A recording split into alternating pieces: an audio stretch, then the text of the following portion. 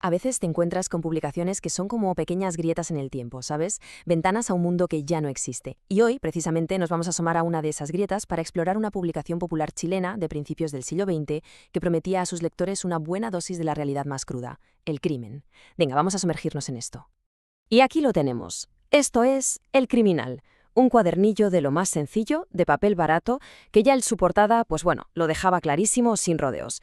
Crímenes y episodios sangrientos nacionales.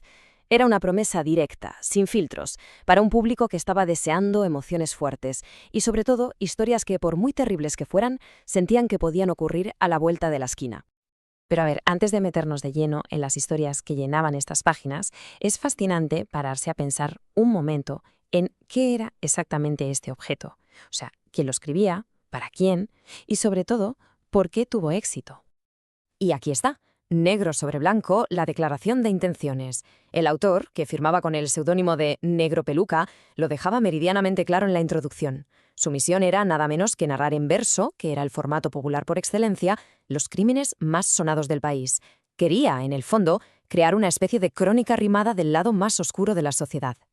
Fijaos, cada entrega era un objeto muy compacto, fácil de llevar y de leer, 32 páginas de puro drama concentrado. Vamos, que esto no estaba pensado para la biblioteca de un intelectual, sino para el bolsillo del trabajador del pueblo. Y claro, aquí la clave de todo, el precio.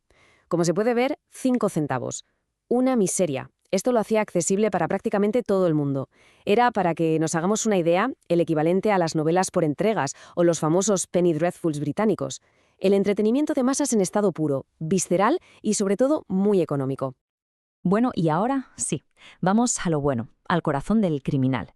Vamos a revivir algunas de esas historias que de verdad helaron la sangre de los lectores de la época, contadas tal y como Negro Peluca las llevó al papel, en verso. Nuestra primera parada nos lleva directos a las afueras de Chillán, justo en vísperas de la Navidad de 1904. El título ya nos prepara para un asalto, para un salteo, como se decía. Pero creedme, los detalles son mucho peores de lo que uno podría imaginar. El poema nos mete de lleno en la escena, una casa donde hay una fiesta, con música, con bebida, y de repente todo se rompe. Como describe el verso, cuando en la noche llegaban dos en un grupo asesino. Dos tipos a caballo, armados hasta los dientes con carabinas y puñales, que irrumpen en plena celebración. El terror absoluto para los 15 trabajadores que estaban allí. Y lo que pasa después es de una brutalidad que cuesta hasta leer. El autor no se corta un pelo, lo cuenta todo con una crudeza tremenda. Los asaltantes no solo roban, sino que, como dice esta línea terrible, en presencia de todos con los más inmundos modos empezó la violación. Una violencia sistemática, despiadada, contra las mujeres que estaban allí. Pero claro, estas historias solían buscar una especie de justicia poética. Tiempo después, la policía recibe un aviso. Han encontrado un cuerpo en descomposición en un campo cercano. Tras la investigación, se descubre que es Rubilar, uno de los asaltantes. El poema no llega a explicar cómo murió, dejando que el lector imagine que, al final, su propia maldad acabó con él. Y si pensábamos que la historia anterior era brutal, agarraos, porque la que viene ahora es sencillamente inconcebible. Habla sobre el mal en su forma más pura, más desconcertante. Un crimen cometido por un niño que apenas sabe hablar. La historia, que, ojo, supuestamente ocurre en Panamá, cuenta cómo un niño de 3 años, llamado León, armado con un simple palo, ataca a su hermano de apenas un mes. Cuando la madre descubre la tragedia y el juez interroga al pequeño, este responde con una frialdad que te hiela la sangre. Yo he sido quien lo maté. Es una de esas historias que te hace preguntarte por la naturaleza del mal. Pero, y esto es lo que hace que El Criminal sea tan fascinante, no todo era sangre y vísceras. Entre sus páginas también había espacio para esa otra gran fuerza que mueve el mundo, la pasión, con sus celos, sus amores no correspondidos y, por supuesto, su desprecio. Es que en el fondo, la publicación te mostraba las dos caras del drama humano. Por un lado tenías el crimen público, asesinatos, robos, escándalos. Pero por otro, el drama privado. El amor no correspondido, las súplicas de un amante, los celos que te consúen por dentro. Ambos, en el fondo, nos hablan de lo mismo, de deseos descontrolados. Y fijaos qué bien se ve esa dualidad aquí. A la izquierda, la ilustración del ataque violento, pura fuerza bruta. A la derecha, la de un amante despechado con su carta, la vulnerabilidad en persona.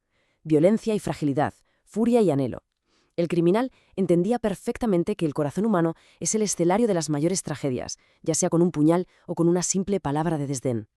Es que la variedad de temas era increíble, de verdad. Encontrábamos poemas como un Desafío a una dama, donde un hombre despechado la amenaza, o una carta de amor con el subtítulo desesperado de ¿Por qué no me quieres?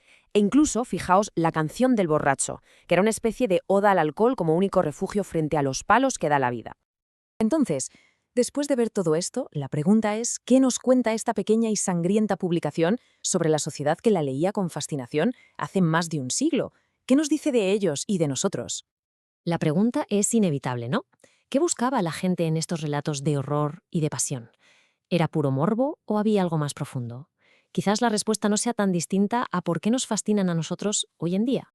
A ver, el criminal ofrecía varias cosas a la vez. Por un lado, era un entretenimiento barato y emocionante, sin más. También pretendía ser una especie de lección moral, ¿no? Para demostrar que el crimen al final no compensa.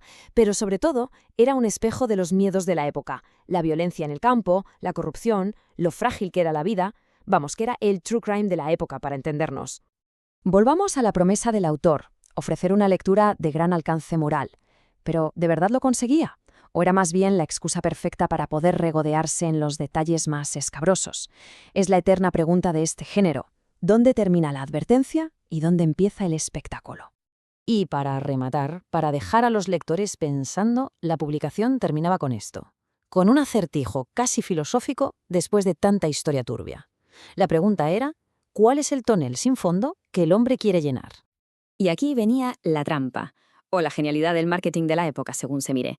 La respuesta, claro, se prometía para el siguiente número, una forma brillante de asegurarse de que ibas a comprar el próximo cuadernillo. Pero ese número próximo nunca llegó hasta nosotros, se perdió en el tiempo. Así que nunca sabremos la solución que tenía en mente Negro Peluca. Y oye, quizás sea mejor así, porque ese acertijo sobre nuestro deseo insaciable, sobre ese tonel sin fondo, sigue resonando hoy con nuestra propia fascinación por estas historias. Es un misterio que, más de un siglo después, todavía nos toca resolver a nosotros.